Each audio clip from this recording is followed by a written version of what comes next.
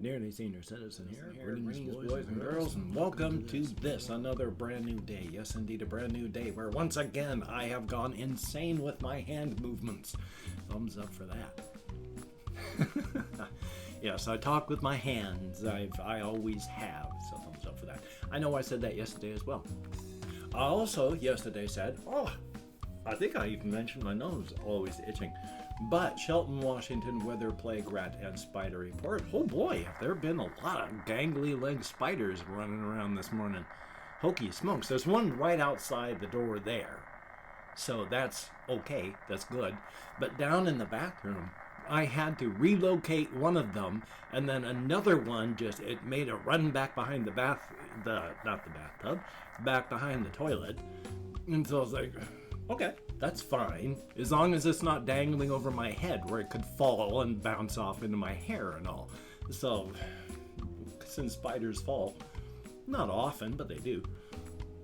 So, chased it out in a way, and then later on, because I had a lot of stuff to do, washing clothes and such like that, it was down, maneuvered into a different place on the bathroom wall. And so I tried to see how good its vision was by moving my hand toward it, but it didn't move to that at all. When the air of my hand moving hit it, it tensed. But I guess gangly leg spiders can't see all that well. But for the other spider in the corner, I was going to say spider report, but I'm already doing that. The other spider over there in the corner, the garden spider, she's still doing well. She was active yesterday, so she must have really caught something and had some eating. Good thing on that. For the plague rat report, most of the people that I saw when I went and where I went out were wearing masks, but I didn't really go around where there were lots of people, and I go out after dark, and it's a small town. So, there's not a lot of people in the first place. Weather. It was not raining when I went out, and I wasn't thinking. I just wanted to make a short walk around places, not all the way up to Walmart, because it was so late when I went out that if I went on a full 6-mile round trip, it was going to be 10 o'clock at night by the time I got back. And so I didn't want to do that. I just wanted to wander around town. But I was so busy thinking about creative stuff and my cosmic horror things that by the time I realized where I was a third of the way up the hill to head on up to Walmart anyway. So I turned around, wandered back around downtown, and then hit the local Safeway to pick up some yogurt, some mashed potatoes, a couple cans of chili, stuff like that, things to eat. So good deal. One thing I am doing is cutting down on the amount of cheese that I've been eating. Hokey smokes, have I been eating a lot of cheese of late. I have been, for the past couple months, to the point where I'll buy at least two 2-pound bags of cheese and then eat those in a month. That's a lot of cheese. I don't need all that dairy. I've got dairy problems in the first place. Probably why I got so many gut issues. Yes, because I've had gut issues because of lactose intolerance my whole life. Thumbs up. So maybe if I stopped eating so much dairy, that would help. So I'm going to try and cut back on the cheese that I'm eating. Yay. But it was not raining. I can't remember no, it was not raining when I went to bed. And so that's fine. I wore earplugs because not raining, I could hear everything, and my housemates go to bed after I do because I am a bag of wuss anymore these days. As soon as the sun goes down, I get so tired. And I push as far as I can. Sometimes it's 10 o'clock or later by the time I get to bed. Sometimes I'm ready to go at 8. So, thumbs up on that. But here's hoping your day has been a good one. Definitely a thumbs up on that. Oh, good golly, Miss Molly. I do have some things that are written over on the side. One of the things I did want to talk about, I mentioned this real fast yesterday, was this is a lot better than what it was, but I am still fighting in here. Because it started off as just a couple zits. Now I'm going to explain, and it's going to be but your pores are just holes in your skin where there's stuff that comes out, sweat, oil, various fluids. But your skin flakes, and you pick up junk from the world, and sometimes your pore gets clogged, and you gotta pick up a blackhead. I already know my nose is like a gigantic strawberry that way. I've had huge pores that have been open and blocked my whole life. But this right here is especially bad because with my sleep apnea cushion, it blocks and presses on the skin, so any loose skin you have gets wedged tight down inside of your pores, blocks them all. So yeah, you're constantly fighting blackheads and zits where you've got that cushion if you have sleep apnea. Well, that turned into zits right into here underneath the skin. One of the other big things about having the sleep apnea mask is it presses on your face. 2 hours of solid pressure and your skin starts to die. I wear mine for 5 to 8 hours at a shot. And if you sleep, that's what happens. That's why I've got that big red spot most of the time right here. Because my skin has to heal because of the pressure. And the skin on your nose is very thin. It gets even worse. If you do have a blackhead that's developing, that's like a little rock inside of your skin. And then when that cushion is pressing on it, well, then you've got the cushion, your skin, and then a rock, and then the rest of your skin underneath here. So this skin around that, it really gets smashed and hurt. So with the zits coming in, that turned into more than just zits. It became an actual pressure sore where the skin died. That's why I had that big old scab that was there. I had a pressure sore there because of my sleep apnea mask and zits coming in. So I still got some zits that I'm trying to clear up inside of my poor tortured flesh, and it still hurts because it's healing, but hokey smokes. Fun for the whole family. I also discovered on the tip of one of my toes on my right foot, I usually pull my socks on really, really tight because I hate the feeling of them squishing down into my shoes and then my feet sliding in loose socks as I walk around. I pulled them just a bit too tight, apparently, because I was taking a shower a couple weeks back and I noticed this huge blister and a divot right there where the blister had been, because the blister had broken apart and it was just a pad of well, you know, skin and stuff, whatever blisters are, skin and such. But you know, they become a thick, calcified pad. There was that. And as I say, it had become a little divot right there. It's like, uh-oh, putting on my socks so tight, it must have killed the skin right there to the point that because it was dead and dying, it blistered. And then the blister fell inward. I wear my socks a lot looser now. I'm still healing from that. That's not something you want to find. I mean, I'm not diabetic. I have no issues with my circulation. I'm not going to have to worry about having any limbs amputated because if you're diabetic, odds are real good you're going to end up losing at least part of a limb at some point in your life.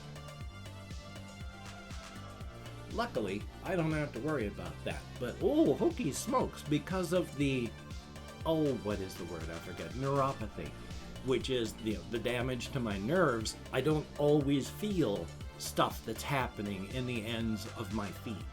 And I got a lot of other extra pains just because of all the nerve damage.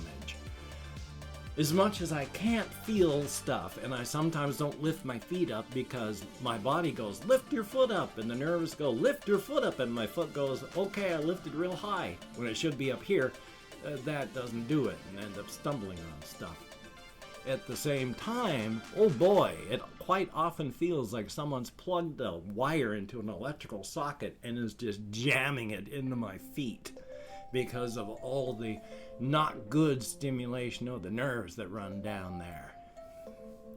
Joy. It's always fun. For a time, I was actually taking anti-gout medication until I was able to figure out, because I don't eat anything that's on the list at the time, and I was having this pain in my toe. Well, that pain in the toe isn't from gout. It's the nerve damage, the neuropathy. I don't take the meds. I'm great. Yay. Let's see what else I do have on there. I've talked about, oh, this one's just gross. it just grosses me out, so I'm going to talk about it. I'll hopefully have pictures like up here, because if you think about the brain inside your head, here's a picture of an actual human brain. Look how wrinkly those things are. It's all those wrinkles, all those little crinkles. That's what makes us so smart. You have to increase the surface area. How do you increase surface area? You make things crinkle and wrinkle. And so as it curves around, there's more surface area. We need that with brains. That's a very good thing. Even what we call lesser animals, like here's a pig brain. Look at all the wrinkles in that thing. I put quotes around lesser. Pigs are incredibly smart, and their anatomy and physiology and the way their bodies work are extremely similar to ours. So, thumbs up for that. But I had found out that koalas were extremely stupid. To the point, all they eat is eucalyptus leaves. They are not smart enough to eat eucalyptus leaves if they are pulled off of the branch and put on a plate and given to the koala. It will literally starve to death because it's not smart enough to eat the leaves on the plate because they're not on a branch. And here's a picture of a koala brain. Look at that smooth thing. I feel gross and weird looking at that koala brain. I don't like it. I mean, I don't like looking at brains in the first place, or anything organic. I'm somewhere on some kind of spectrum that I share a lot of behaviors with, and I just don't like being reminded that I'm organic in a lot of ways, and looking at brains is one of those ways that reminds me that I'm organic, and I don't like it. But at least when I look at a human brain, I can go, wow, that's at least mine. That's what my brain looks like. When I look at like a pig brain or a cow brain or a cat brain or a dog brain, you can look at it and go, I can see how we're related to that thing. When I look at a koala brain that kind of looks like it's molded together with like soft, wet cheese with no real wrinkles in it, and it's like, ugh! It's so gross. I don't like that at all. It's even weirder and grosser than normal organic physical stuff. Ugh. What a weird thing to be grossed out about. But it's bizarre. Ugh. Ugh. And then one of the last things I want to talk about before I go into my normal stuff, it's been pointed out. I'd read it before, and it didn't really make a thing until I saw that someone was, doing some sort of commentary thing. And one of the things was one person was talking about a TikTok of a person. They were trying to like stand on their head or stand on their arms, or hands as they're more commonly known, and then list off like all the U.S. senators. And then they realized that most of the senators in the U.S. government are old enough that they grew up and went to school and college when schools and college were segregated by law, and you could not have a black person go to a white person's school because it was illegal. And we have these people that grew up this way in government making laws for all of us. Most of the country is not old. Most of the country is young, going into a world that will be made for younger people. And we have old, out of touch, grew up when, like I said, when black people tried to go to white schools, they couldn't. It was illegal. Probably at that point, it was still illegal through most of the United States for black and white people to even date, let alone marry. And these are the people that are making policy for the United States. And they grew up when $600 was a lot of money. Well, yeah, you take a look at it. $600 of money then is worth about $18,000 now. So when they say we're helping you out by giving you $600, that's what they're thinking. But $600 now ain't $18,000 of 1950s money. And I've opened up 24 hours worth of comments in my community tab, and I want to thank, well, people that have left me a comment. 20 to 25 of you, no less, as I forget where I am in my prepared spiel. If I mispronounce a username, no disrespect is intended. I am an American English speaker, and even though I count an American Sign Language on the fingers of this hand with my depression, fibro, and more, I'm amazed I can remember what the heck I'm doing. And yeah, I'm going to read the comments later. Right now, I'm just thanking you for having left a comment. Good, bad, and different. You took the time, you expended the calories. Thank you very, very much. We have Rachel Wing, thank you very, very much. Liam Gilbert, thank you. Moisey Barrientos, I'm nowhere close. Thank you very, very much. Elder Wolf 569. That's amazing what everything sounds perfect when I'm saying it. It's only when I'm editing it that it's like, oh my God, what did I say? So thumbs up on that. Joe Miller, greatly appreciated. Russian Timing, I'm very glad that you got your Java version of Minecraft to work. That's the better one. And then we have Isabella, greatly appreciated. Clicksarn, thumbs up and thank you. Bring Me Water, Sylvie, thumbs up. Made in Canada, and I just want to say that if my comments and replies sounded antagonistic, did not mean to be at all. I'm just trying to figure out where we are. We have Aiden Wilkinson, thumbs up. Ben B, greatly appreciated. Nikias, TZIVISKOS, thumbs up and thank you. Colin Reisner, greatly appreciated. Stanky's Brick Films, thumbs up. I recognize your name now. Thank you very much. Toby Sr., greatly appreciated. Kapaki, greatly appreciated. Elton Barnes, thumbs up. Tech is magic. Sufficiently advanced technology is indistinguishable from magic. Mr. Merks, thumbs up, and thank you for the info. Sebastian Ferris, really? Diana Manalachi, thumbs up and thank you. Melissa Ramirez, I'm going to have to talk about this tomorrow. I don't know where I put them.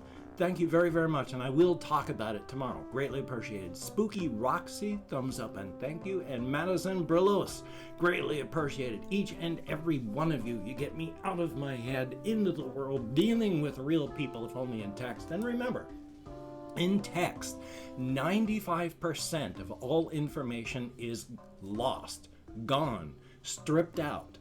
95% of communication is body language, and you lose that in text. So you never know how you're going to come across in text. So just something to be aware of. And hey, the lobster hat wearing duck head of judgment suffers from a surplus of scorn.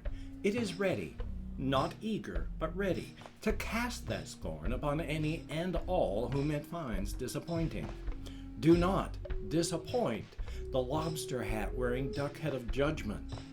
Its mockery is severe. The lobster hat wearing duck head of judgment suffers from a surplus of scorn. And of course, Black Lives Matter, by gum and by golly. And very importantly, justice for everybody. The jack-booted, brown-shirted fascist thugs in police uniforms who keep beating and brutalizing American citizens in their homes and on the streets. Welcome to America. So please, wear a mask, wash your hands, try not to touch your face, stay in unless you have to go out. If you have to go out, practice your social distancing. There are new virulent strains running through the populace all the time. This thing is mutating like crazy. I do not know how vaccines can get past that. Please be careful. You don't want to get this. So, you take care. Have a great day today. I will see you on the flip side, my friend. Stay as careful as you can. Practice your self-care. Be as creative as you can.